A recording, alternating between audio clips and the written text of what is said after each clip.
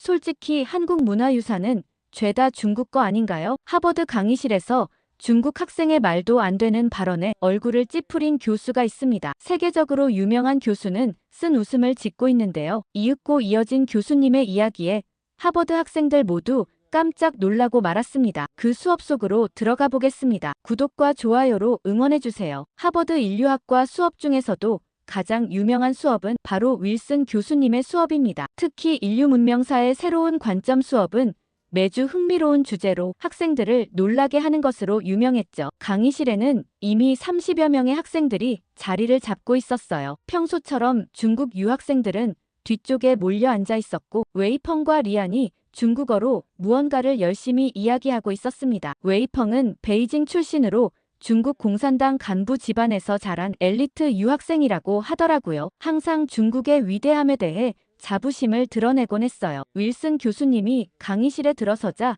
웅성거리던 소리가 멈췄어요. 교수님은 평소와 다르게 신비로운 미소를 지으며 노트북을 켰습니다. 큰 스크린에 첫 번째 슬라이드가 나타났을 때 저는 눈을 의심했어요. 화면에는 거대한 바위에 새겨진 고대 그림들이 보였거든요. 교수님은 천천히 말을 시작했어요. 인류학과 학생이라면 알아야 할 아주 중요한 이야기가 있다고 얘기했어요. 교수님은 유네스코 자문기구에서도 활동하시는데 한국 울산의 반구대 암각화가 유네스코 세계문화유산으로 등재될 것이라고 얘기하셨습니다. 저는 한국에 그런 세계문화유산이 있다는 사실에 놀랄 수밖에 없었어요. 한국 역사가 오래되긴 했지만 아무래도 서양보단 기록이나 문화유산이 적은 나라라고 생각했기 때문이죠. 하지만 교수님의 다음 말에 귀가 번쩍 뜨였습니다. 이 암각화가 인류 최초의 해양사냥 기록이라는 거였어요. 고래와 작살 그리고 선단도 제사의식까지 정교하게 묘사된 인류 문명의 출발점 중 하나라고 설명했죠. 화면에는 바위에 새겨진 섬세한 그림들이 확대되어 나타났는데 정말 놀라웠어요. 강의실 뒤편에서 낮은 웅성거림이 들렸어요. 웨이펑이 리안에게 중국어로 뭔가 말하고 있었는데 표정이 못마땅해 보였습니다. 웨이펑은 평소 동아시아 문화라고 하면 무조건 중국이 중심이라고 주장하던 학생이었거든요. 교수님은 계속해서 반구대 암각화의 의미를 설명했어요. 기원전 5000년경으로 추정되는 이 암각화는 단순한 그림이 아니라 체계적인 해양 문화의 기록이라고 했습니다. 고래의 종류별 사냥법과 계절에 따른 어획 패턴, 심지어 종교적 의식까지 담겨 있다는 분석이었어요. 저는 노트북을 열고 타이핑을 시작했습니다. 이런 내용은 처음 들어보는 거였거든요. 한국이 이렇게 오래된 해양 문명을 가지고 있다니 정말 놀라웠어요. 교수님의 설명을 들으면서 제 머릿속에서는 한국에 대한 이미지가 서서히 바뀌기 시작했습니다. 교수님은 화면에 암각화의 세부 이미지들을 차례로 보여주었어요. 거대한 고래 그림 옆에는 작사를 든 사람들이 그려져 있었고 배 모양의 그림들도 여러 개 새겨져 있었습니다. 특히 인상적인 건 고래 주변에 새겨진 원형 무늬들이었는데 이것이 제사의식을 나타낸다는 설명이었어요. 웨이펑의 표정은 점점 더 굳어져 갔습니다. 손을 들어 발언하고 싶어하는 기색이 역력했죠. 교수님은 그런 웨이펑의 모습을 보며 더욱 의미심장한 미소를 지었어요. 다른 학생들도 슬슬 관심을 보이기 시작했어요. 평소 한국에 대해 별로 관심이 없던 유럽 출신 학생들도 신기하다는 표정으로 화면을 바라보고 있었습니다. 교수님의 이야기는 계속되었고 저는 점점 더 집중하게 되었어요. 교수님의 설명이 한창일 때 웨이펑이 마침내 손을 들었어요. 평소보다 더 당당한 표정으로 발언권을 요청하는 모습이었죠. 윌슨 교수님은 고개를 끄덕이며 웨이펑에게 말할 기회를 주었습니다. 웨이펑은 자리에서 일어나며 중국 출신으로서 존중은 하지만 한국 문화유산 대부분은 중국에서 전해진 것이라고 주장했어요. 복식과 음식 그리고 문자뿐 아니라 해양 사냥도 중국 연해 지역이 먼저였다는 거였죠. 웨이펑의 목소리에는 확신이 가득했고 마치 이 부분에 대해서는 논란의 여지가 없다는 듯한 어조였어요. 교실 안의 분위기가 미묘하게 바뀌었습니다. 일부 학생들도 중국이 훨씬 유구한 역사를 갖고 있다고 생각했기 때문에 웨이펑의 말에 고개를 끄덕이며 동조하는 기색을 보였거든요. 특히 중국 유학생들은 웨이펑의 발언에 만족스러워하는 표정이었어요. 저도 순간 당황했습니다. 웨이펑의 자신감 넘치는 주장이 설득력 있게 들렸거든요. 웨이펑은 계속해서 한국은 역사적으로 중국의 속방이었고 문화와 문명은 모두 중국에서 수입해온 것이라고 강조했어요. 옷과 문자 그리고 제사 등 모든 것이 중국의 영향을 받은 것 아니냐며 반문했죠. 웨이펑의 논리는 명확했어요. 중국이 동아시아 문명의 중심이고 주변국들은 모두 중국 문화를 받아들인 것에 불과하다는 입장이었습니다. 리안을 비롯한 다른 중국 학생들도 웨이펑의 발언에 고개를 끄덕이며 지지를 표했어요. 마치 이건 상식이라는 듯한 반응이었죠. 학생들의 반응에 신난 웨이펑은 더 나아가 중국은 수천 년 전부터 문명을 잃었고 중화 사상에 따르면 동아시아 문명의 중심은 당연히 중국이라고 못 박았어요. 울산의 암각화가 의미가 있다 해도 그것이 중국 문명의 영향권 밖에서 독자적으로 발전했다는 증거가 될 수 있냐며 의문을 제기했죠. 교실 안이 조용해졌어요. 웨이펑의 논리적이고 체계적인 반박에 다른 학생들도 어떻게 반응해야 할지 모르겠다는 표정이었어요. 저 역시 한국 문화에 대해 깊이 알지 못했기 때문에 웨이펑의 주장이 틀렸다고 확신할 수 없었거든요. 윌슨 교수님은 웨이펑의 발언을 끝까지 차분히 들었어요. 교수님의 표정에는 여전히 그 신비로운 미소가 남아있었죠. 마치 이런 반박을 예상하고 있었다는 듯한 모습이었어요. 교수님은 잠시 생각하는 듯 하다가 천천히 대답을 시작했습니다. 교수님은 웨이펑의 중화 사상은 역사학적 근거보다는 자문화 중심주의에 가깝다고 지적했어요. 울산 반구대 암각화는 기원전 5000년경으로 중국 연해 문명보다 훨씬 앞선 독립적 기록이라는 설명이었죠. 더 중요한 건 문명의 중심은 한 곳만이 아니라 복수로 존재할 수 있다는 점이었어요. 교수님의 반박에도 웨이펑은 전혀 물러서지 않았어요. 오히려 더 강하게 나왔죠.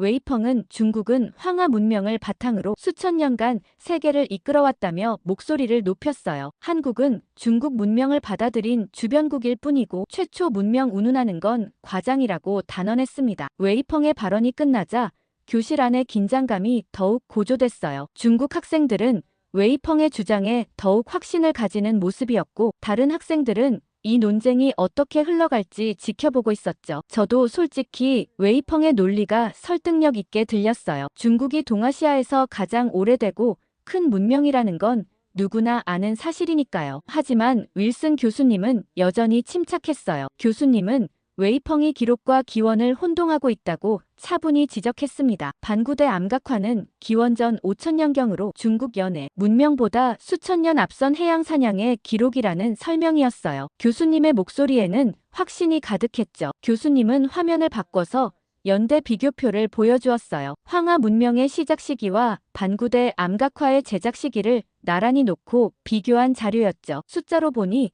확실히 반구대 암각화가 더 오래된 것 같았어요. 저는 이런 구체적인 데이터를 보며 한국의 문명이 훨씬 오래되었다는 사실에 감탄했습니다. 교수님은 더 나아가 이것이 단순한 사냥이 아니라 조직적 선단 운영, 도구, 분화, 제사의식을 포함한 복합 해양문화 체계라고 설명했어요. 화면에는 암각화의 세부 분석 자료들이 나타났는데 정말 놀라웠어요. 고래 종류별로 다른 사냥 방법이 그려져 있고 계절에 따른 어로 패턴까지 기록되어 있었거든요. 한국 선조들이 대단하게 느껴질 정도였죠. 그때 웨이펑의 표정이 조금씩 변하기 시작했어요. 처음에 당당함이 약간 흔들리는 것 같았죠. 하지만 여전히 완전히 납득하지는 못한 표정이었어요. 리안을 비롯한 다른 중국 학생들도 마찬가지였고요. 교수님은 학생들에게 문명이 하나의 중심에서만 시작되지 않는다는 점을 강조했어요. 한국은 독립적인 문명권이며 해양사냥 문화는 중국 문명과는 별개의 궤적을 보여준다고 설명했죠. 교실 안의 다른 학생들도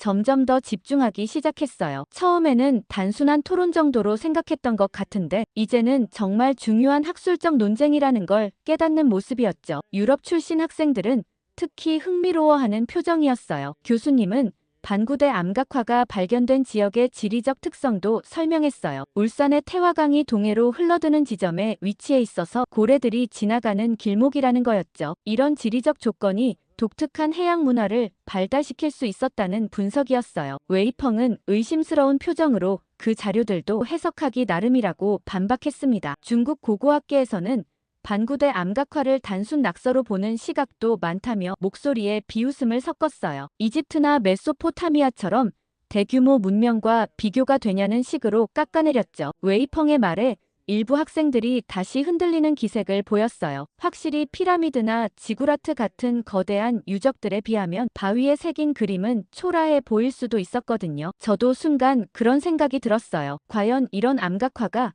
그 유명한 고대 문명들과 같은 수준으로 평가받을 수 있을까 하는 의문이 들었죠. 하지만 윌슨 교수님은 이번에도 침착하게 대응했어요. 교수님은 반구대 암각화가 단순 낙서가 아니라는 걸 증명하기 위해 완전히 다른 차원의 자료를 꺼내들었습니다. 화면에 나타난 건 3D 스캔 기술로 분석한 암각화의 정밀 데이터였어요. 정말 놀라웠어요. 바위 표면의 미세한 홈까지 모두 디지털로 재현되어 있었거든요. 교수님은 이 3D 스캔 결과를 바탕으로 고래 이동 경로와 해양 생태까지 분석했다고 설명했습니다. 단순히 그림을 그린 게 아니라 실제 고래들의 이동 패턴을 정확히 관찰하고 기록한 거라는 분석이었어요. 화면에는 고래의 계절별 이동 경로를 보여주는 지도가 나타났어요. 태화강 하구 지역을 지나가는 고래들의 루트와 암각화에 그려진 고래들의 위치가 정확히 일치했습니다. 이건 우연의 일치라고 하기엔 너무 정확했어요. 고래를 사냥했던 고대인들이 정말로 고래의 습성을 과학적으로 관찰하고 있었다는 증거였죠. 교수님은 더 놀라운 자료를 보여주었어요. 암각화에 그려진 작살의 종류와 현재 울산 지역에서 발견되는 고대 어구들을 비교한 분석이었습니다. 그림 속 작살과 실제 출토된 작살이 거의 동일한 형태였어요. 이것도 단순한 상상으로 그린 그림이 아니라 실제 사용했던 도구를 정확히 기록한 거라는 증거였죠. 웨이펑의 얼굴이 점점 굳어졌어요. 처음에 여유로운 표정은 온데간데 없이 사라지고 당황한 기색이 역력했습니다. 리안을 비롯한 다른 중국 학생들도 마찬가지였어요. 그러면서 교수님은 암각화에 담긴 종교적 의식에 대해서도 설명했어요. 고래 주변에 그려진 원형 무늬들이 단순한 장식이 아니라 특별한 의미를 가진 제사 의식의 기록이라는 분석이었습니다. 고래 사냥을 단순한 생계 활동이 아니라 신성한 의식으로 여겼다는 증거였어요. 더 흥미로운 건 이런 해양제사 문화가 현재 울산 지역에도 일부 남아있다는 사실이었어요. 교수님은 현지 어민들이 지금도 바다에 나가기 전에 지내는 제사와 암각화의 종교적 무늬들 사이의 연관성을 설명했습니다. 수천 년 전 문화가 현재까지 이어져 내려오고 있다는 거였죠. 교수님은 잠시 미소를 지으며 개인적인 경험을 들려주기 시작했어요. 반구대 암각화를 연구하기 위해 울산에 머물렀던 지난 여름의 이야기였죠. 처음 울산에 도착했을 때 교수님은 현지 연구팀 없이 혼자 길을 나섰다 그만 길을 잃으셨대요. 그런데 현지 어민 할아버지 한 분이 교수님을 도와주셨다고 해요. 영어를 전혀 못하시는 분이었지만 몸짓과 손짓으로 반구대까지 가는 길을 자세히 안내해 주셨다고 했죠. 심지어 그 할아버지는 자신의 배를 타고 가장 좋은 각도에서 암각화를 볼 수 있는 지점까지 데려다 주셨다는 거예요. 그러면서 교수님은 특히 기억에 남는 하루 저녁 이야기를 들려주었어요. 연구 마지막 주 어느 날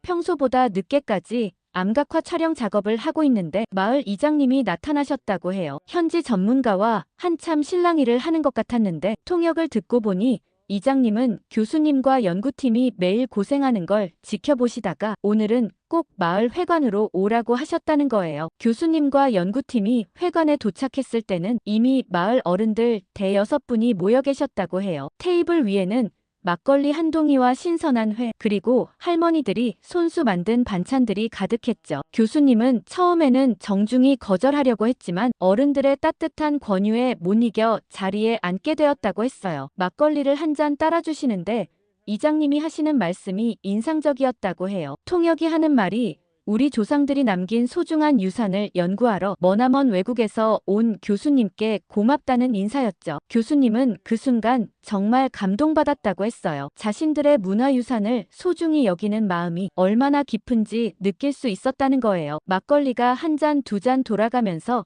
분위기는 점점 더 따뜻해졌다고 해요. 할아버지들은 젊은 시절 바다에서 고래를 봤던 이야기, 조상들로부터 들었던 옛 이야기들을 들려주셨다고 했죠. 교수님은 비록 통역을 통해 번역된 언어를 들었지만 몸짓과 표정만으로 그분들의 마음이 충분히 전해졌다고 했어요. 그러면서 한국처럼 자국의 문화를 사랑하고 보존하는 나라가 잘 없다며 이런 자세를 배워야 한다고 하셨죠. 이 말을 들은 학생들은 직접 울산에 한번 가보고 싶다며 술렁였습니다. 교실 안의 분위기가 완전히 바뀌었어요. 웨이펑은 더 이상 반박할 말을 찾지 못하는 것 같았어요. 교수님의 과학적 데이터 앞에서 완전히 기가 죽은 모습이었죠. 하지만 교수님은 여기서 멈추지 않았어요. 오히려 더 큰 그림을 그리기 시작했습니다. 교수님은 중국이 위대한 문명을 이뤘다는 점은 부정할 수 없다고 인정했어요. 하지만 한국 역시 독자적 기원과 진화를 거친 문명을 갖고 있으며 반구대 암각화가 바로 그 증거라고 강조했습니다. 교수님의 목소리에는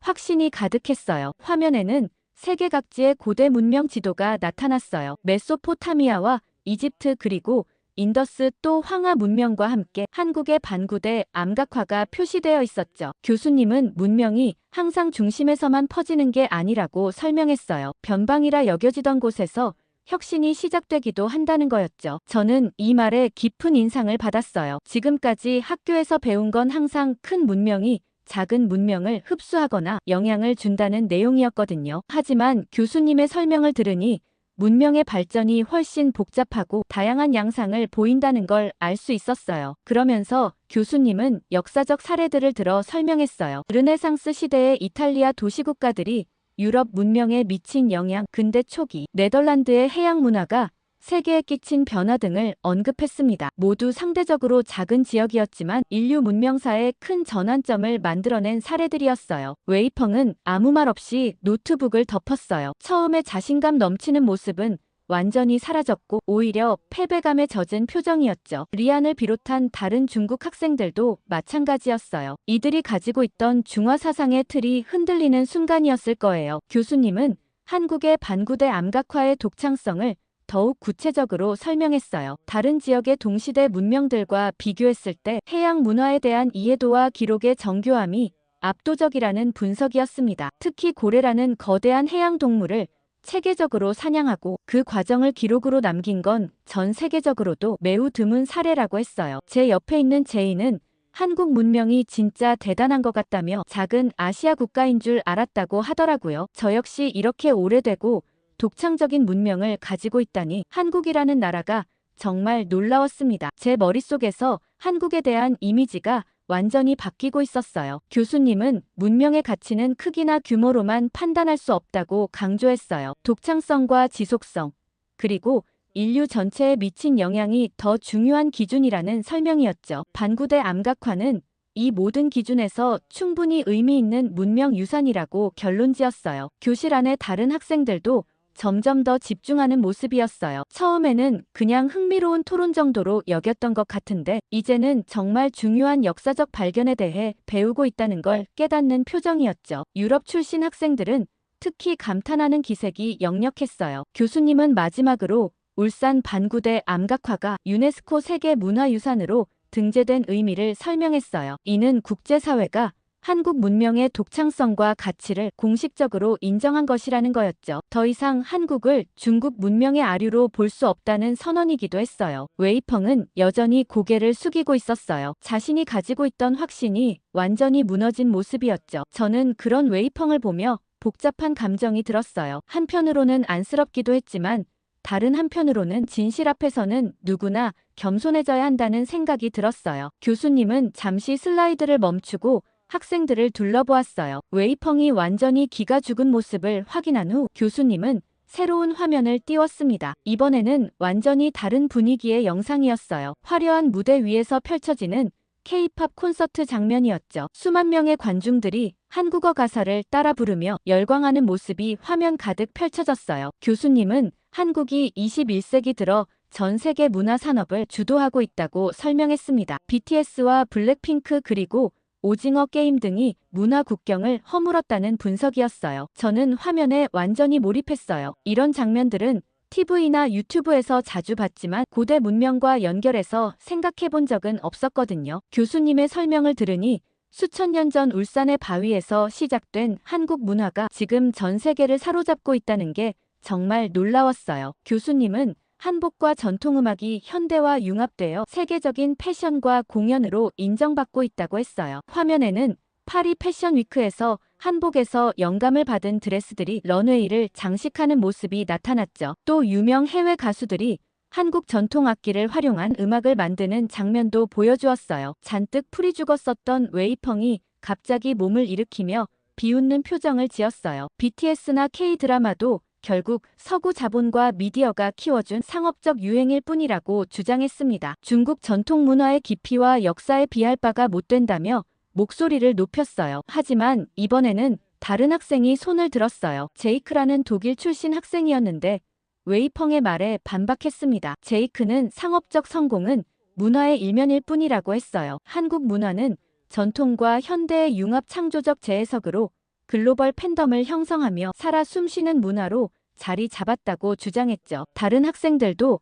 슬슬 웨이펑의 말에 야유하기 시작했어요. 처음에는 웨이펑의 자신감에 압도되었던 학생들이 이제는 오히려 웨이펑의 주장이 말이 안 된다고 생각하는 분위기였어요. 특히 유럽과 남미 출신 학생들은 한국 문화를 직접 경험해본 사람들이 많았거든요. 교수님은 한국 드라마가 전 세계 190개국에서 방영되고 있고 한국어를 배우려는 사람들이 급격히 늘고 있다는 통계를 보여주었어요. 특히 젊은 세대 사이에서 한국어 학습 열풍이 일고 있다는 자료였죠. 중국어나 일본어보다도 한국어를 선택하는 사람들이 많아지고 있다는 놀라운 결과였어요. 화면에는 세계 각국의 한국어 학원과 한국 문화센터들이 문전성시를 이루는 모습이 나타났어요. 브라질의 상파울루와 프랑스의 파리 그리고 이집트의 카이로까지 전 세계 곳곳에서 한국 문화를 배우려는 사람들로 넘쳐나고 있었죠. 그러면서 교수님은 한국 화장품과 패션이 전 세계 젊은 여성들의 라이프 스타일을 바꾸고 있다는 분석이었습니다. K-뷰티라고 불리는 한국식 화장법과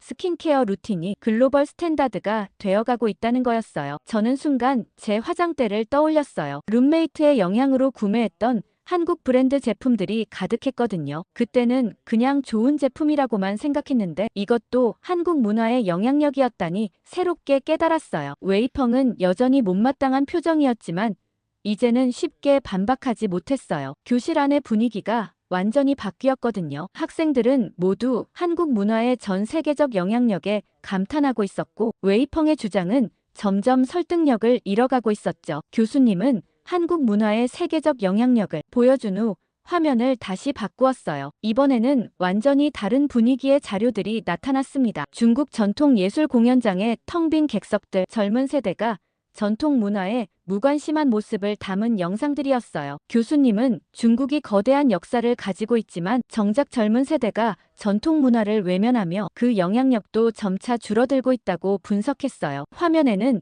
베이징 오페라 극장의 관객석이 나왔는데 대부분이 중년 이상의 관객들이었고 젊은 사람은 거의 보이지 않았죠. 웨이펑의 얼굴이 점점 더 굳어졌어요. 교수님이 보여주는 자료들은 웨이펑이 그토록 자랑스러워했던 중국 문화의 현실을 적나라하게 드러내고 있었거든요. 특히 중국 전통 악기를 배우는 젊은이들의 수가 급격히 줄어들고 있다는 통계가 충격적이었어요. 교수님은 더 구체적인 데이터를 제시했어요. 중국 내에서도 젊은 세대는 전통 문화보다 서구 문화나 한국 문화에 더 관심을 보이고 있다는 조사 결과였습니다. 특히 20대 중국인들 사이에서 K-팝과 한국 드라마의 인기가 중국 전통 예술보다 훨씬 높다는 자료였어요. 화면에는 중국의 젊은이들이 한국 아이돌의 춤을 따라하고 한국 드라마를 시청하는 모습이 나타났어요. 심지어 중국 정부가 한류를 제재하려고 했지만 젊은 세대의 관심은 오히려 더 높아졌다는 분석이었죠. 정부의 통제로는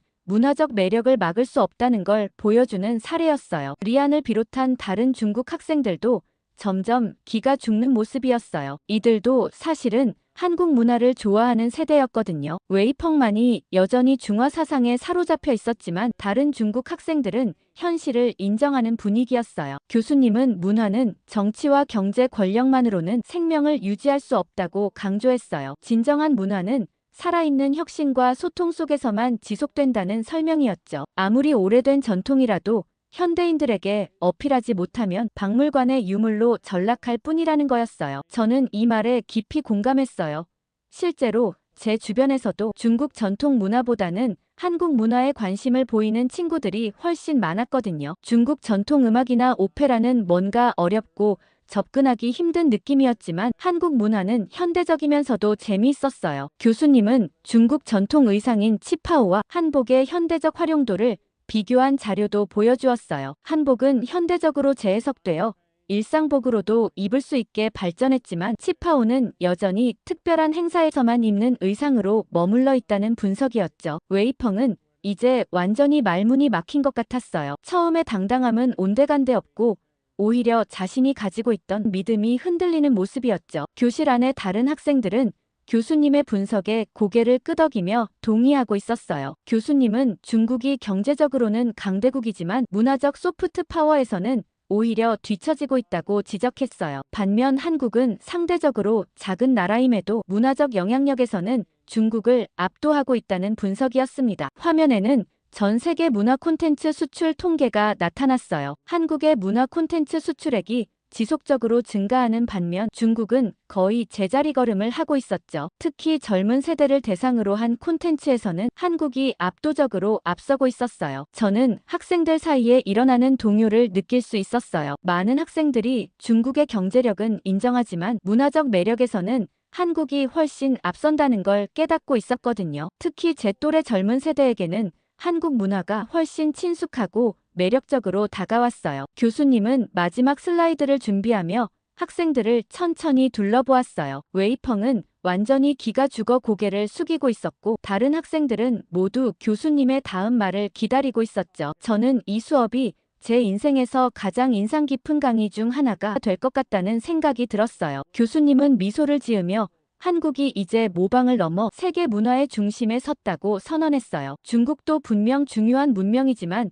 문화는 지속적 혁신과 소통으로 생명을 얻는다는 설명이었죠. 과거의 영광에만 머물러 있으면 결국 박물관의 유물이 될 뿐이라는 거였어요. 화면에는 모방에서 영감으로 한국의 변화를 한 문장으로 요약한 멋진 슬로건이었죠. 저는 이 문구를 보며 소름이 돋았어요. 정말 적절한 표현이라는 생각이 들었거든요. 교수님은 울산의 반구대 암각화에서 시작된 이야기를 다시 언급했어요. 수천 년 전 바위에 새겨진 그림들이 한국인들의 창조적 DNA를 보여주는 시작점이었다는 분석이었죠. 그 창조성이 현대에 와서 K-팝과 K-드라마 그리고 K-뷰티로 꽃 피우고 있다는 설명이었어요. 학생들은 자발적으로 박수를 치기 시작했어요. 웨이펑을 제외한 모든 학생들이 교수님의 강의에 깊은 감동을 받은 것 같았죠. 특히 유럽 출신 학생들은 한국 문화에 대한 새로운 관점을 얻었다며 감탄하고 있었어요. 교수님은 문화의 힘은 강요가 아니라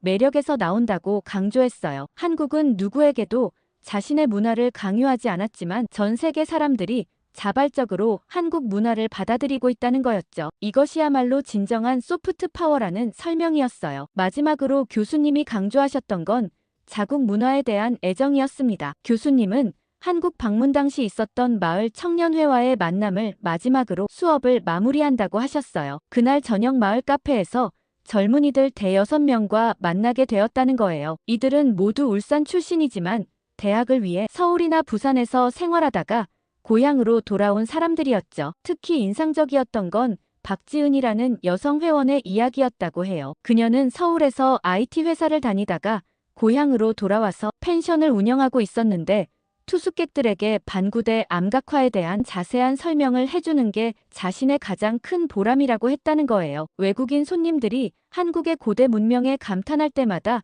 뿌듯함을 느낀다고 하셨죠. 교수님이 가장 감동받은 순간은 청년회 부회장이 한 말이었다고 해요. 교수님, 저희는 이 암각화가 단순히 울산의 자랑이 아니라 인류 전체의 소중한 유산이라고 생각해요. 그래서 더 많은 사람들이 알 수 있도록 노력하는 거예요 라고 말했다는 거였죠. 그 순간 교수님은 한국 젊은 세대의 성숙한 문화의식에 깊은 감명을 받았다고 하셨어요. 그러면서 교수님은 21세기는 하드파워보다 소프트파워가 더 중요한 시대라고 했어요. 군사력이나 경제력으로 다른 나라를 압박하는 것보다 문화적 매력으로 사람들의 마음을 얻는 것이 더 강력한 힘이라는 분석이었죠. 한국이 바로 그런 새로운 형태의 강국이 되어가고 있다는 거였어요. 웨이펑은 여전히 고개를 숙이고 있었어요. 자신이 그토록 확신했던 중화 사상이 완전히 무너진 모습이었죠. 하지만 다른 중국 학생들은 오히려 새로운 깨달음을 얻은 것 같았어요. 리아는 교수님의 말에 고개를 끄덕이며 동의하고 있었거든요. 교수님은 마지막으로 학생들에게 질문을 던졌어요. 진정한 문명의 가치는 무엇인지 그리고 미래의 세계는 어떤 방향으로 나아가야 할지 생각해보라는 거였죠. 강요가 아닌 매력으로, 지배가 아닌 공감으로 세계와 소통하는 것이 진정한 리더십이라는 메시지였어요. 미국 엔지니어들이 난리가 났습니다. 한국 시골에서 쓰고 있는 기술을 도입하자고 주장하니 발끈해버린 겁니다. 한국 기술을 응원하신다면 좋아요 눌러주시고 무슨 일인지 바로 알아보겠습니다. 안녕하세요. 저는 노아 루이스입니다. 이전까지만 해도 저는 미국 기술이 세계 최고라고 생각했죠. 그 일이 생기고 나서는 미국의 모든 기술보다도 한국식을 추구하기 시작했어요. 그리고 이런 저의 시도는 미국 전역을 바꾸고 있는 중이죠. 사실 저는 MIT 출신의 스마트팜 개발자입니다. 얼마 전까지만 해도 실리콘밸리에서 유망 스타트업의 CTO로 일했습니다. 그날 오후 전화벨이 울리기 전까지는요. 그날은 평범한 화요일이었습니다. 여느 때처럼 저는 모니터 앞에서 코드 디버깅에 몰두해 있었죠. 창밖으로는 봄 햇살이 쏟아지고 있었어요. 사무실 벽에 걸린 시계는 정확히 오후 3시 12분을 가리키고 있었습니다. 부재중 전화 알림이 2번 울렸을 때 처음엔 신경도 쓰지 않았어요. 지금 오류를 찾기 직전이었거든요. 하지만 세 번째 전화가 왔을 때는 뭔가 이상하다는 느낌이 들었습니다. 화면을 보니 낯선 번호였어요. 조금 짜증이 나기도 했지만 전화를 받았죠. 수화기 너머로 무거운 침묵이 흘렀어요. 그리곤 잘 모르는 이웃분의 목소리가 들렸습니다. 아버님이 자율주행 트랙터 사고로 다치셨다는 소식이었어요. 그 순간 제 온몸의 피가 얼어붙는 느낌이었어요. 귀에서는 웅웅거리는 소리만 들렸습니다. 머릿속에서는 불가능해라는 생각만 맴돌았죠. 제가 설계한 자율주행 시스템이었거든요. 아버지 농장에 직접 설치해드렸던 바로 그 시스템이었습니다. 전화를 끊고 정신없이 차에 올랐어요. 4시간 거리의 농장까지 가는 내내 온갖 생각이 머릿속을 파고들었습니다. 아버지는 혼자서 트랙터를 운전하면 절대 안 된다고 말씀드렸는데 제 말을 듣지 않으셨나 싶었어요. 아니면 자율주행 시스템에 결함이 있었던 걸까요? 불안과 공포, 자책감이 마음을 갉아먹었죠. 농장에 도착했을 때는 이미 늦었습니다. 아버지는 이미 응급실로 옮겨진 후였어요. 사고 현장은 노란 테이프로 둘러쳐져 있었죠. 멍하니 아버지의 농장을 바라보았습니다. 너른 밀밭과 사과 과수원, 그리고 멀리 보이는 헛간까지 아버지가 평생을 바쳐 일군 땅이었어요. 병원 응급실 복도는 차갑고 냉랭했습니다. 형광등 불빛 아래 앉아있으니 현실감이 전혀 없었어요. 시간이 얼마나 흘렀는지도 모르겠더군요. 의사가 다가왔을 때 저는 이미 답을 알고 있었습니다. 의사의 표정만으로도 충분했어요. 최선을 다했지만 아버지를 살리지 못했다는 말이었습니다. 그 순간 세상이 무너지는 듯 했어요. 눈물이 나오지도 않았습니다. 그저 숨이 막히는 듯한 느낌만 들었죠. 저는 복도에 주저앉았어요. 도무지 일어설 힘이 없었습니다. 머릿속에는 마지막으로 아버지와 통화했던 내용이 맴돌았어요. 일주일 전이었죠. 자율주행 트랙터의 새 업데이트에 대해 설명해드렸고 아버지는 제가 만든 거면 믿을 수 있다고 말씀하셨습니다. 그 믿음이 이런 결과를 낳을 줄은 상상도 못했어요. 복도 끝에 걸린 TV에서는 무언가 밝은 색의 광고가 나오고 있었습니다. 사람들의 웃음소리, 의료진의 분주한 발걸음 소리가 들려왔지만 저는 그 모든 것으로부터 완전히 단절된 듯한 느낌이었어요. 손에 든 아버지의 낡은 모자만 꼭 쥐고 있었죠. 그렇게 아버지의 장례식은 흐린 목요일에 치러졌어요. 너무 많은 사람들이 와주었지만 저는 그 누구의 위로도 귀에 들어오지 않았습니다. 제 머릿속은 한 가지 생각뿐이었거든요. 왜 이런 일이 일어났는지 정확히 알아내야 했습니다. 장례식이 끝나고 모두가 떠난 후 저는 아버지의 농장으로 돌아왔어요. 처음으로 혼자 그 공간에 들어서니 적막함이 가슴을 찔렀습니다. 고요한 거실에는 아버지의 흔적이 고스란히 남아있었죠. 책상 위에 반쯤 마신 커피잔과 의자 위에 걸쳐진 낡은 체크무늬 셔츠, 그리고 TV 옆 선반에 가지런히 놓인 낚시 장비들까지. 잠시 주저하다 사고가 난 트랙터로 향했어요. 차고에서 먼지 덮인 트랙터를 바라보는 순간 가슴 한편이 무너지는 느낌이었습니다. 저는 부들부들 떨리는 손으로 블랙박스를 꺼냈죠. 제가 직접 설계한 자율주행 시스템의 데이터를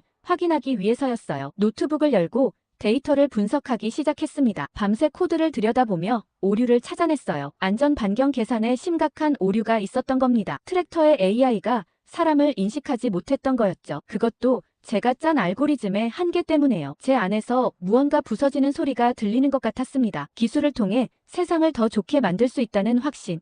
그 신념이 산산조각 났어요. 제가 만든 기술이, 제가 그토록 자랑스러워했던 코드가 제 아버지의 목숨을 앗아갔다는 사실을 받아들일 수가 없었습니다. 컴퓨터 화면을 멍하니 바라보다 창밖으로 시선을 돌렸어요. 아버지가 평생을 일구신 땅이 어둠 속에 고요히 누워 있었습니다. 세상에서 가장 열심히 일하셨던 분이 더 이상 이곳을 걸을 수 없다는 현실이 저를 짓눌렀어요. 며칠 동안 저는 집안에만 머물렀습니다. 회사에서 온 메시지들은 모두 무시했어요. 아버지의 물건들을 정리하면서 슬픔과 자책감 속에 빠져 있었죠. 그러다 농장 창고를 정리하던 중 오래된 나무 상자를 발견했습니다. 그 안에는 아버지의 다이어리가 있었어요. 낡은 가죽 표지의 다이어리를 조심스레 펼쳤습니다. 아버지의 정갈한 필체로 채워진 페이지들이 눈앞에 펼쳐졌어요. 몇 시간 동안 저는 아버지의 생각과 고민이 담긴 글들을 읽어내려갔습니다. 마지막 페이지에 다다랐을 때 한 줄의 문장이 제 시선을 사로잡았어요. 한국 스마트팜 기술이라는 짧은 문구 옆에는 기계보단 사람이 우선이라고 적혀 있었어요. 그 한 줄이 제 가슴을 꿰뚫었습니다. 저는 기술의 똑똑함만 추구했지 그 안에 사람의 따뜻함을 넣는 일은 생각지도 못했어요. 효율성과 정확도만 고려했지 실제로 그 기술을 사용할 사람들의 안전과 편안함은 뒷전이었던 겁니다. 그날 밤 저는 창가에 앉아 수없이 밤하늘을 바라봤어요. 별이 총총 빛나는 하늘 아래 아버지가 남긴 말의 의미를 곱씹었습니다. 기술이 아무리 뛰어나도 결국 그것을 만들고 사용하는 건 사람이라는 걸 그동안 제가 얼마나 중요한 것을 놓치고 있었는지 깨달았어요. 다음 날 아침 저는 처음으로 아버지의 밭으로 나갔습니다. 새벽 이슬이 묻은 작물들을 보면서 아버지가 항상 수작업으로 하시던 일들을 떠올렸어요. 자율주행 트랙터를 도입하자고 했을 때 아버지는 처음엔 망설이셨습니다. 하지만 결국 저를 믿고 받아들이셨죠. 그 믿음에 보답하지 못했다는 생각에 가슴이 찢어지는 듯 했어요. 저는 밭 한가운데 무릎을 꿇고 흙을 한 줌 쥐었습니다. 차가운 흙이 손가락 사이로 흘러내렸죠. 이것이 현실이었어요. 제가 만든 기술이 아버지를 앗아갔고 더 이상 돌이킬 수 없다는 냉혹한 현실 말이죠. 그날 이후로 저는 기술에 대한 회의감에 빠졌고 며칠이 지나도 아무것도 하기 싫었어요. 그저 아버지의 농장에 혼자 남아 시간이 흐르는 걸 지켜보는 것만이 제가 할 수 있는 전부였습니다. 밤마다 소파에 누워 멍하니 천장만 바라봤죠. 때로는 거실 TV를 틀어놓고 아무 생각 없이 화면만 보기도 했습니다. 그러던 어느 날 밤이었어요. 습관적으로 넷플릭스를 켜고 추천 목록을 대충 스크롤하다가 한 다큐멘터리 썸네일이 눈에 들어왔습니다. 미래 농업의 새로운 길, 한국의 스마트팜이란 제목이었죠. 보통 같았으면 그냥 넘겼을 테지만 아버지의 메모가 기억났고 무의식적으로 재생 버튼을 눌렀어요. 처음엔 그저 백그라운드로 틀어놓은 수준이었습니다. 하지만 몇 분이 지나자 저도 모르게 화면에 집중하고 있더군요. 한국의 농부들이 첨단 기술을 사용하는 모습이 생생하게 담겨 있었어요. 그런데 뭔가 달랐습니다. 제가 알던 스마트팜과는 확연히 다른 접근법이었어요. 영상 속 한국의 스마트팜은 완전 자동화를 목표로 하지 않았습니다. 오히려 사람과 기술이 함께 작업하는 모습이었어요. 70대 노인이 태블릿으로 농장을 관리하는 장면에서 제 시선이 멈췄죠. 그 노인은 기술을 두려워하지 않았어요. 오히려 자신의 속도에 맞게 기술을 활용하고 있었습니다. 다큐멘터리는 계속되었고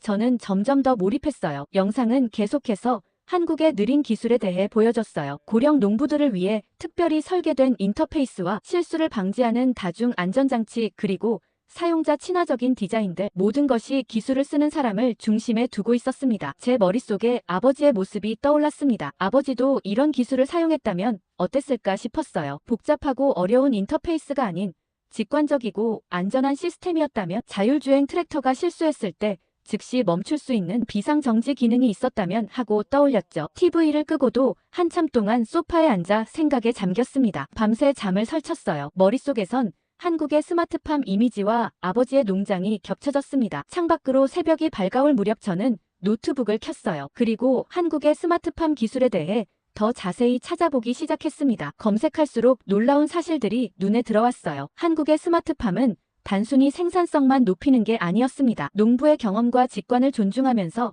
그것을 기술로 보완하는 접근법이었죠. 특히 고령 농부들을 위한 배려가 곳곳에 묻어 있었어요. 창밖으로 아버지의 농장이 아침 햇살에 물들고 있었어요. 그 순간 저는 결심했습니다. 이 접근법을 더 깊이 연구해봐야겠다고요. 한국의 기술 철학이 어떻게 실제로 구현되는지 그리고 그것이 어떻게 사람들의 삶을 더 안전하고 풍요롭게 만드는지 직접 확인해보고 싶었습니다. 다음 날부터 저는 잠도 제대로 못 자가며 관련 자료들을 찾아보고 논문을 읽고 영상을 분석했습니다. 마치 새로운 세계가 눈앞에 펼쳐진 것 같았죠. 가장 인상적이었던 건 농업용 드론이었어요. 미국의 농업용 드론은 기능이 많고 복잡했지만 한국의 드론은 고령자도 쉽게 조작할 수 있게 설계되어 있었습니다. 버튼은 크고 직관적이었고 화면의 글씨도 충분히 커서 안경 없이도 볼 수 있었죠. 더 놀라운 건 음성 명령 기능이었어요. 복잡한 조작 없이 간단한 말 한마디로 드론을 제어할 수 있었습니다. 또 다른 특징은 작업자의 위치를 자동으로 인식하는 시스템이었어요. 트랙터나 농기계가 사람을 감지하면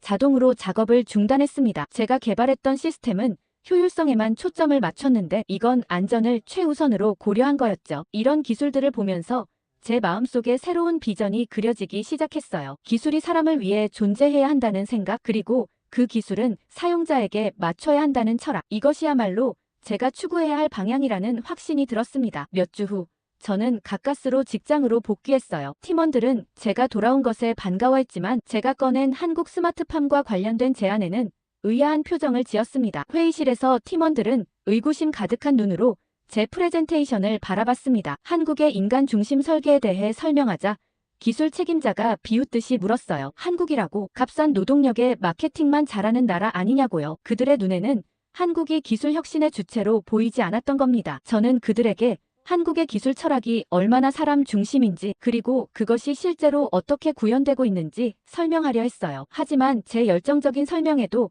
회의실은 냉랭했습니다. 매출과 효율성, 그리고 시장 점유율만 중요했던 그들에게 사용자 안전과 접근성은 부차적인 문제였죠. 회의가 끝나고 CEO가 저를 따로 불렀어요. 그는 걱정스러운 눈빛으로 제게 물었습니다. 아버지의 죽음 때문에 판단력이 흐려진 게 아니냐고요. 잠시 휴식을 취하고 마음을 정리하라는 말도 덧붙였죠. 그의 말은 친절했지만 그 안에 담긴 의미는 분명했어요. 내 제안은 비현실적이라는 거였습니다. 사무실로 돌아와 제 책상을 정리하면서 깊은 고민에 빠졌어요. 이 회사에서는 제가 믿는 방향으로 나아갈 수 없다는 게 너무나 명확했습니다. 결국 그날 저는 사직서를 제출했어요. 갑작스러운 결정이었지만 마음은 이상하게 편안했습니다. 집으로 돌아오는 길에 아버지의 농장을 떠올렸어요. 그리고 다큐멘터리에서 본 한국의 농부들 직접 체험해보고 싶다는 생각이 불현듯 들었습니다. 머릿속으로만 상상하는 것보다 직접 그곳에 가서 보고 배워야 진짜를 알 수 있을 것 같았어요. 그날 밤 저는 한국행 비행기표를 예약했습니다. 아직 구체적인 계획은 없었지만 무언가 저를 이끄는 힘이 있었어요. 마치 아버지가 이 길로 가라고 등을 떠미는 것 같은 느낌이었죠. 여행 가방을 닫으며 제 안에서도 무언가가 단단히 결심되는 느낌이었습니다. 한국에서 배울 것들이 제 인생의 방향을 바꿀 거라는 예감, 그리고 그것이 아버지의 죽음에 어떤 의미를 부여할 수 있을지에 대한 희망이 생겼어요. 아버지가 제게 남긴 마지막 선물은 어쩌면 이 깨달음이 아니었을까 하는 생각도 들었습니다. 인천국제공항에 발을 내딛는 순간 낯선 환경이 저를 감쌌어요. 12시간의 긴 비행 끝에 도착한 이곳은 제가 상상했던 것보다 훨씬 현대적이었습니다. 공항 곳곳에 설치된 첨단 기기들과 로봇 안내원, 그리고 자동화된 시스템들이 눈에 들어왔죠. 이곳이 기술의 나라 한국이구나 싶었어요. 호텔에서 하룻밤을 지내고 다음날 아침 일찍 경상북도로 향하는 기차를 탔습니다. 창밖으로 빠르게 지나가는 도시와 시골 풍경을 보며 설렘과 긴장이 교차했어요. 제가 찾아보니 경상북도 청도라는 지역에 가장 혁신적인 스마트팜이 있었고 견학을 요청해 두었거든요. 청도역에 도착해서 택시를 타고 약 30분을 달려 드디어 그 농장에 도착했습니다. 멀리서 보기에는 평범한 농장 같았지만 가까이 다가가니 곳곳에 설치된 센서와 모니터링 장비들이 보였어요. 한국어를 못하는 제게 통역을 도와줄 분이 마중 나와 계셨습니다. 김 씨라는 젊은 농업기술 연구원이었어요. 김 씨의 안내로 농장을 둘러보기 시작했어요. 첫 번째로 본 건 드론 관제실이었습니다. 그런데 제 예상과 달리 그곳에는 젊은 엔지니어가 아닌 75세 할머니가 앉아 계셨어요. 할머니는 태블릿으로 드론을 조종하고 계셨는데 그 모습이 너무나 자연스러웠습니다. 할머니께 인사를 드리자 환한 미소로 반겨주셨어요. 통역을 통해 할머니와 대화를 나눴는데 놀라운 이야기를 들었습니다. 할머니는 2년 전까지만 해도 스마트폰도 쓰지 못하셨대요. 그런데 지금은 드론을 조종해 농장 전체를 관리하고 계신 거였죠. 김 씨가 설명해 주길 이 드론 시스템은 특별히 고령자를 위해 설계되었다고 했어요. 복잡한 메뉴는 모두 숨기고 필수 기능만 큰 버튼으로 만들었대요. 음성 명령도 가능해서 손이 불편한 날에는 말로 지시할 수 있었습니다. 할머니께 어렵지 않으냐고 물었더니 대답이 참 인상적이었어요. 기계가 어려우면 안 되지. 사람이 쓰는 거잖아. 그렇게 말씀하시는데 갑자기 눈시울이 뜨거워졌습니다. 아버지가 살아계셨다면 이런 시스템을 사용하셨을까 하는 생각이 들었거든요. 다음으로 본 것은 자율주행 트랙터였어요. 외형은 제가 아버지 농장에 설치했던 것과 비슷했지만 내부 시스템은 완전히 달랐습니다. 트랙터가 작업하는 동안 계속해서 주변을 스캔하고 사람이나 동물이 감지되면 즉시 멈추는 안전 시스템이 갖춰져 있었어요. 더 놀라운 건 비상 상황을 대비한 여러 장치들이었습니다. 트랙터 곳곳에 큰 비상 정지 버튼이 있었고 멀리서도 스마트폰으로 제어할 수 있었어요. 그리고 자율주행 중에도 운전자가 핸들을 잡으면 즉시 수동 모드로 전환되는 시스템까지 사람의 판단을 항상 최우선으로 존중하는 설계였습니다. 오후에는 농장을 운영하는 한국 기업의 관계자와 만남을 가졌어요. 회의실에서 차를 마시며 대화를 나누는데 그분이 한 말이 깊이 각인됐습니다. 우린 기술보다 사람을 먼저 설계합니다. 기술은 결국 사람을 위한 도구일 뿐이니까요. 그 말을 듣는 순간 머릿속에 번개가 치는 듯 했어요. 저와 제 동료들이 놓치고 있던 핵심이 바로 이거였습니다. 우리는 기술을 먼저 생각하고 사람들이 그 기술에 적응하길 바랐어요. 하지만 여기서는 반대였습니다. 사람이 먼저고 기술은 그 사람에게 맞춰 설계되는 거였죠. 이튿날에는 더 놀라운 경험을 했어요. 농장에서 만난 78세 김할아버지는 자신이 착용하고 있는 기계들을 보여주시며 신이 나셨어요. 제게 로봇팔을 직접 시연하시면서 얼굴에 환한 미소가 번졌습니다. 김할아버지는 농사를 시작했을 때만 해도 이런 기술이 있으리라 상상도 못했다고 하셨어요. 70세가 넘어 허리도 아프고 무거운 것을 들기 힘들었는데 처음 로봇팔을 사용했을 때 감격해서 눈물이 날 뻔했다고 말씀하셨습니다. 단순한 버튼 하나로 20kg짜리 비료 포대를 쉽게 들 수 있다는 사실이 신기하다고 하셨죠. 등에 착용한 허리 보조기를 가리키며 더 놀라운 것이라고 설명하셨어요. 가벼운 조끼처럼 생겼지만 몸을 숙일 때 허리를 받쳐주고 일어설 때 살짝 밀어 올려준다고 했습니다. 이 덕분에 하루 종일 밭에서 일해도 저녁에 허리가 끊어질 것 같은 통증이 사라졌다고 하셨어요. 김할아버지는 젊은 사람들은 이해하기 어렵겠지만 노인들에게 이런 기술은 단순한 편리함이 아니라 존엄성을 지켜주는 것이라고 말씀하셨습니다. 더 이상 자식들에게 무거운 것을 들어달라고 부탁하지 않아도 된다는 점이 가장 좋다고 하셨어요. 기계가 빠르고 강한 것보다 연약한 노인의 몸에 맞춰줄 수 있어야 진짜 좋은 기계라고 말씀하셨죠. 김할아버지의 말씀을 듣는 동안 제가 추구해야 할 기술의 방향이 더욱 선명해지는 느낌이었습니다. 한국 방문의 마지막 날 청도의 작은 농장 마당에는 특별한 자리가 마련되어 있었어요. 김할머니를 비롯한 마을 어르신들이 저를 위한 작별 모임을 준비해 주셨습니다. 평소에는 농기계와 센서가 놓여있던 마당 한켠에 낮은 평상이 놓여 있었고 그 위에는 정갈하게 음식들이 차려져 있었죠. 평상에 앉자 할아버지 한 분이 하얀 도자기 주전자에서 무언가를 따라주셨어요. 반투명한 액체가 작은 사발에 채워졌습니다. 통역사가 설명하길 막걸리라는 전통주라고 했어요. 한 모금 마시자 새콤달콤한 맛과 함께 부드러운 탄산감이 느껴졌습니다. 처음 접하는 맛이었지만 이상하게 친숙하게 다가왔어요. 어르신들은 제가 막걸리를 맛있게 마시는 모습에 박수를 치며 기뻐하셨습니다. 그때 김할머니가 커다란 양은 냄비를 들고 오셨어요. 뚜껑을 열자 김이 모락모락 피어올랐고 고소한 향기가 퍼졌습니다. 수육이라고 했어요. 삶은 돼지고기였죠. 할머니는 고기를 얇게 썰어 상추에 싸서 드시라고 제스처로 알려주셨습니다. 양념장에 살짝 찍어 입에 넣는 순간 놀라울 정도로 부드러운 식감과 깊은 맛이 입안에 퍼졌어요. 미국에서 먹던 돼지고기와는 완전히 달랐습니다. 한국 음식 어때요?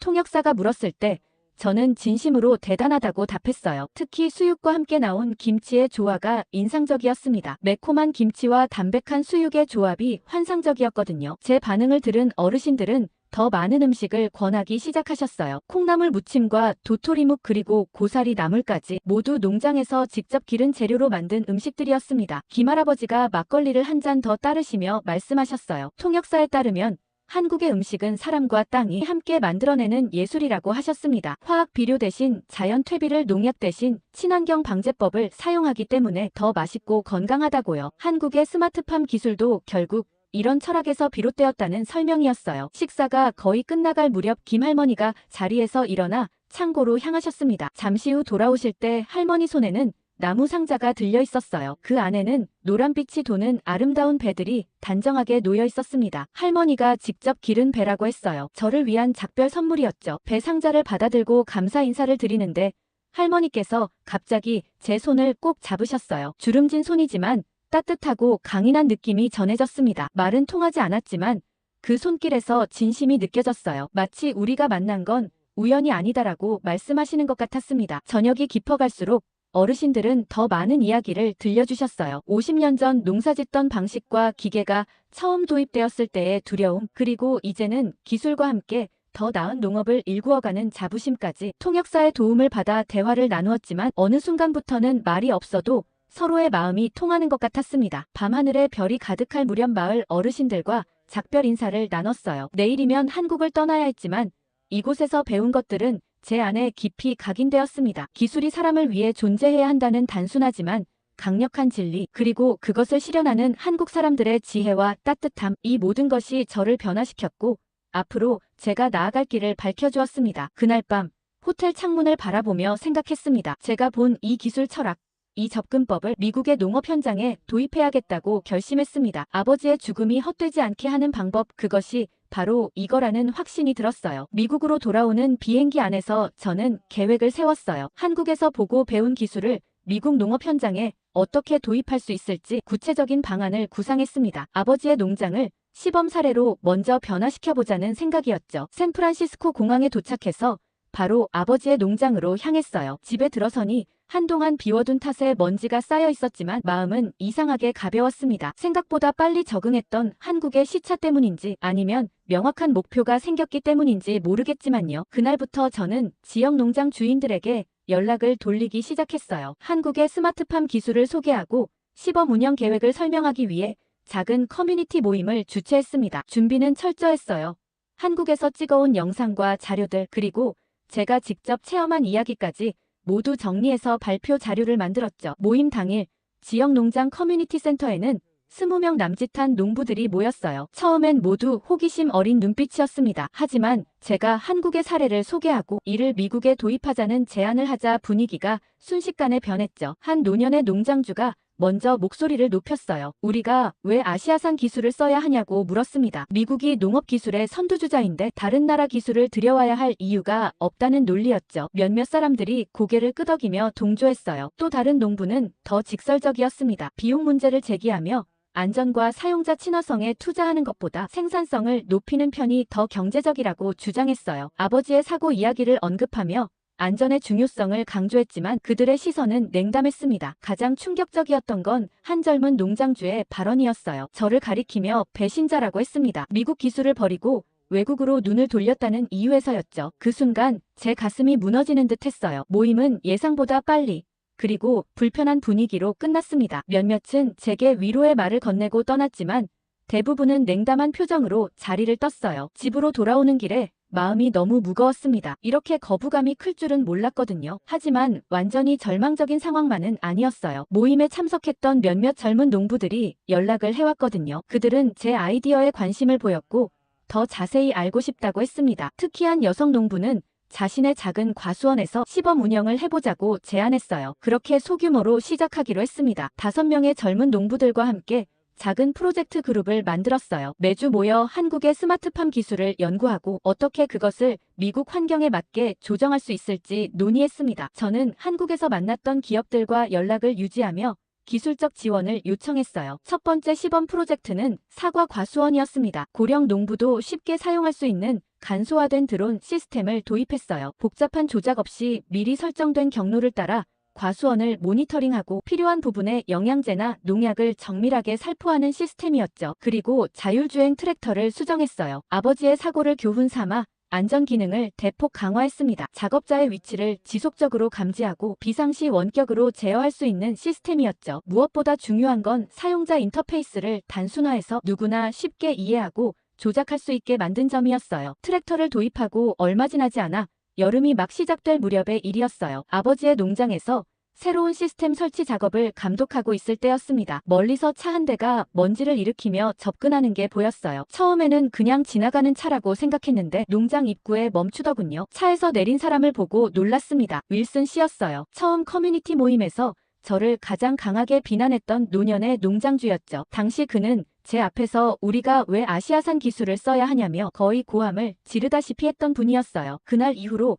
지역 모임에서 몇 번 마주쳤지만 항상 냉담한 시선으로 저를 외면했었습니다. 윌슨 씨가 불안한 표정으로 제게 다가왔어요. 얼굴에는 며칠 동안 제대로 잠을 못 잔 흔적이 역력했습니다. 먼저 인사를 건네자 그는 어색하게 고개를 끄덕였어요. 잠시 침묵이 흐른 후 윌슨 씨는 떨리는 목소리로 말하기 시작했습니다. 아들이 트랙터 사고로 다쳤다는 얘기였어요. 다행히 목숨은 건졌지만 다리를 심하게 다쳐 재활 치료를 받고 있다고 했습니다. 사고 원인은 오래된 트랙터의 브레이크 시스템 결함이었대요. 아들이 경사진 곳에서 작업하다가 브레이크가 갑자기 작동하지 않았고 트랙터가 전복되었다는 거였어요. 윌슨 씨의 얼굴에는 후회와 자책감이 가득했습니다. 만약 더 안전한 시스템을 도입했더라면, 아니 최소한 제 이야기에 귀라도 기울였더라면 이런 일이 일어나지 않았을지도 모른다고 말했어요. 그의 목소리에서 깊은 상처가 느껴졌습니다. 저는 윌슨 씨의 손을 잡아드렸어요. 그리고 함께 농장을 둘러보며 새로 설치 중인 안전 시스템에 대해 설명해 드렸습니다. 자동 비상 정지 장치와 경사 감지 시스템 그리고 원격 제어 기능까지. 윌슨 씨는 모든 설명을 진지하게 듣고 질문을 이어갔어요. 특히 기존 트랙터에도 안전장치를 추가할 수 있는지 관심이 많았습니다. 해가 서서히 지기 시작할 무렵 농장 투어를 마치고 현관으로 돌아왔어요. 윌슨 씨는 떠나기 전에 잠시 망설이더니 낮은 목소리로 사과의 말을 전했습니다. 제 말을 무시하고 비난했던 것에 대해 미안하다고 했어요. 아들의 사고가 있기 전까지는 변화의 필요성을 인정하기 싫었다고 말했습니다. 그리고 지금부터라도 제 기술을 전수받고 싶다며 잘 도와달라고 했죠. 윌슨 씨의 눈에는 눈물이 고였지만 그는 억지로 미소를 지으며 손을 내밀었습니다. 우리는 서로 굳게 악수를 나눴어요. 그가 차에 올라 떠나는 모습을 지켜보며 변화는 때로 고통스럽지만 결국에는 일어날 수밖에 없다는 생각이 들었습니다. 그렇게 시간이 흐르면서 조금씩 변화가 보이기 시작했습니다. 시범 운영 중인 농장들의 작업 효율성은 유지되면서도 안전사고는 현저히 줄어들었어요. 수확철이 한창이던 어느 오후, 저는 솜필드 농장을 방문했어요. 그곳에서 만난 토마스 씨의 모습이 지금도 생생합니다. 83세의 토마스 씨는 40년 넘게 이 농장을 운영해 오셨는데 지난 몇 년간은 관절염 때문에 농사일을 점점 줄이고 계셨거든요. 토마스 씨가 태블릿으로 드론을 조종하는 모습은 정말 감동적이었습니다. 손가락 관절이 많이 굳어 있었지만 한국식 인터페이스 덕분에 복잡한 조작 없이도 넓은 밭을 점검할 수 있었어요. 토마스 씨는 장난기 어린 미소를 지으며 제게 말씀하셨죠. 손주에게 드론 조종법을 가르쳐줬더니 깜짝 놀랐다고요. 평생 기계를 무서워하던 할아버지가 첨단 기술을 다루는 모습에 손주가 존경의 눈빛을 보냈다고 합니다. 더 인상적이었던 건 제시카 부인의 사례였어요. 70대 중반의 그녀는 남편을 여인 후 혼자 농장을 꾸려왔습니다. 예전에는 무거운 농기구를 다루지 못해 이웃의 도움을 받아야 했는데 이제는 보조 로봇 팔 덕분에 혼자서도 모든 작업이 가능해졌대요. 제시카 부인이 눈시울을 붉히며 말씀하셨습니다. 이제 더 이상 누구에게 의지하지 않아도 된다는 것, 그것이 단순한 편리함이 아니라 자신의 존엄성을 지켜주는 일이라고요. 그해 수확철,